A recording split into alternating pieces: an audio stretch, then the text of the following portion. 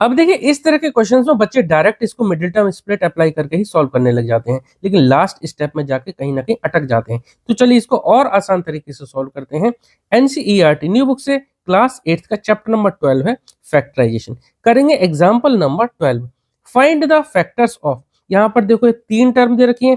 पहले टर्म में कुछ स्क्वायर के फॉर्म में दे रखा है, लास्ट टर्म कांस्टेंट है, और बीच वाली टर्म एक वेरिएबल और एक कांस्टेंट का मल्टीप्लिकेशन दे रखा है। चलिए सबसे पहले अगर हम यहाँ देखें तो सब में ही देखो 3 कॉमन लिया जा सकता है। यहाँ तो 3 है, ये 9 3 इंटू 3 है, और 6 ये भी 3 यानी 3 इंटू 2 लिख सकते हैं।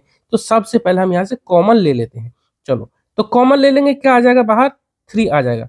ब्रैकेट के अंदर क्या बचता है, एम स्क्वायर प्लस 9 क्या होता है 3 इंटू 3, तो 9 में से एक 3 बाहर ले लिया। ध्यान रखना 9 को हम लिख सकते हैं 3 इंटू 3, एक 3 बाहर ले लिया तो क्या बचता है, यहाँ बचेगा अंदर एक और 3 और साथ में m है।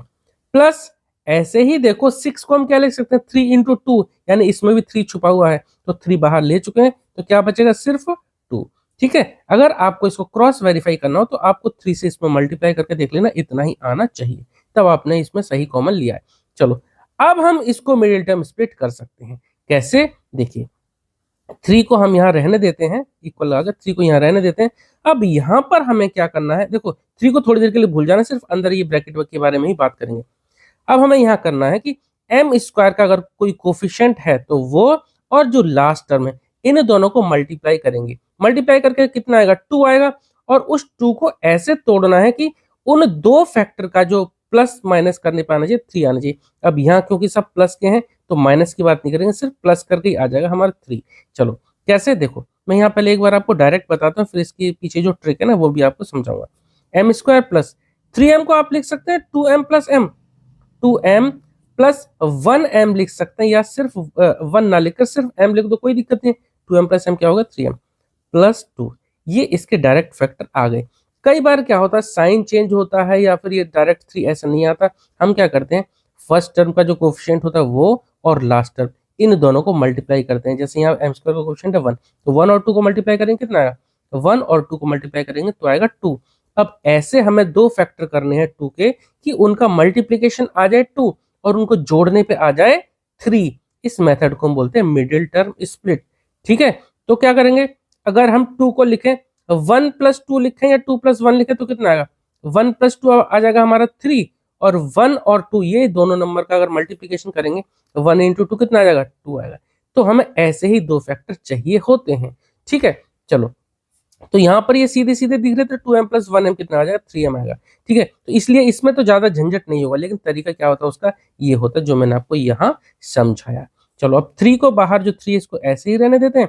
अब हमें यहाँ क्या करना है, पेयर बनाने में, बड़ा ब्रैकेट लगाता हूँ, पेयर बनाने हैं। तो एक पेयर हमारा ये है, एक पेयर ये, यहाँ हमें कॉमन लेना है। ध्यान रखना है आपको, एम स्क्वायर क्या है m इंटू एम, और 2m क्या है 2 इंटू एम, तो इन दोनों टर्म से हम m कॉमन ले सकते हैं। m हमने बाहर कॉमन ले लिया और लगा देंगे एक ब्रैकेट। एम स्क्वायर क्या था m इंटू एम, एक m बाहर ले चुके हैं तो m स्क्वायर की जगह m इंटू एम था, तो एक m बाहर ले दो, अंदर एक m बचा।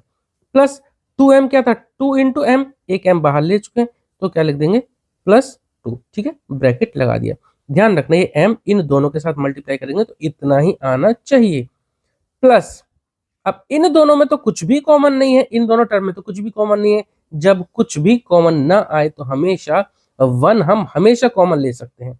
इन दोनों में कुछ नहीं कॉमन तो 1, क्योंकि m इंटू 1 लिख सकते हैं इसको, और इसको 2 इंटू 1 लिख सकते हैं। 1 कॉमन लिया, क्या बचेगा m प्लस 2। ठीक है, समझ में आ गई बात। अब देखिए बड़ा ब्रैकेट लगा दिया, इसको बंद कर दिया। अब देखना यहाँ पर कि हमेशा ये दो ब्रैकेट सेम आने ही चाहिए। अगर ये दो ब्रैकेट सेम नहीं आए तो समझ लीजिए कि आपने यहाँ फैक्टर्स लेने में कुछ गड़बड़ करी है। ठीक है, अब ये दो ब्रैकेट सेम आ गए, इनको हम लिख देंगे एक बार। जो 3 बाहर लिखा था ऐसे ही रहने दिया, जो दो ब्रैकेट हमारे सेम आए उसको हमने एक बार लिखा m प्लस 2, और अगले ब्रैकेट में ये जो बचे इन ब्रैकेट के साथ जो मल्टीप्लाई में, जैसे यहाँ बचा m, अगले ब्रैकेट में m लिखा, प्लस इस ब्रैकेट के साथ मल्टीप्लाई 1 था तो वो लिख दिया।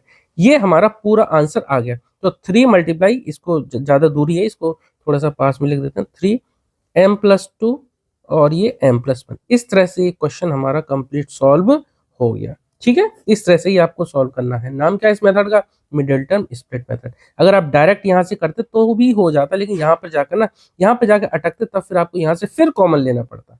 ठीक है, चलो, तो ये क्वेश्चन हमारा कंप्लीट हो गया। उम्मीद करता हूँ आपको समझ में आया होगा। अगर आपको कोई डाउट है तो प्लीज आप कमेंट सेक्शन में जरूर पूछना। और हाँ, इस चैप्टर के सभी क्वेश्चन, सभी एग्जाम्पल को हम कवर कर चुके हैं। अगर आप चाहो तो डिस्क्रिप्शन बॉक्स चेक करना, वहां मैं इस चैप्टर की प्लेलिस्ट की लिंक दे दूंगा। आप प्लेलिस्ट की लिंक पर क्लिक करेंगे तो इस चैप्टर के सभी क्वेश्चंस आपको वहां मिल जाएंगे। आप क्लिक करके कोई भी क्वेश्चन देख सकते हैं। चलिए मिलते हैं नेक्स्ट वीडियो में। Okay, thank you.